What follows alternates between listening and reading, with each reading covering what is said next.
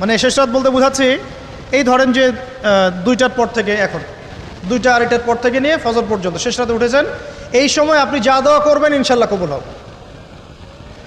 হ্যাঁ, বলতে বাধ্য হচ্ছি, এখনকার তরুণ সমাজ ওই 2টা 2:30টার দিকে ওই যে কার কার খেলা থাকে ওই খেলাগুলো দেখার জন্য ওঠে, তাহাজ্জুদ পড়ার জন্য উঠতে পারে না।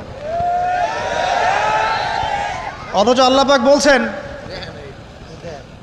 পাক বলছেন কি যে শেষ রাতে আল্লাহ পাক প্রথম আসমানে নেমে আসেন এবং আহ্বান করেন, কে আছো আমার কাছে কিছু চাইবে আমি দিব, কে আছো আমার কাছে রিজিক চাইবে দিব, কে আছো আমাকে ডাকবে আমি তোমার ডাকে সাড়া দিব, কে আছো আমার কাছে ক্ষমা চাইবে আমি তোমাকে ক্ষমা করে দিই। প্রিয় যুবক ভাইরা, আল্লাহকে মূল্যায়ন করতে শিখুন। এই সময়গুলোতে দোয়া করলে ইনশাআল্লাহ তাআলা আপনার দোয়া কবুল হবে ইনশাআল্লাহ।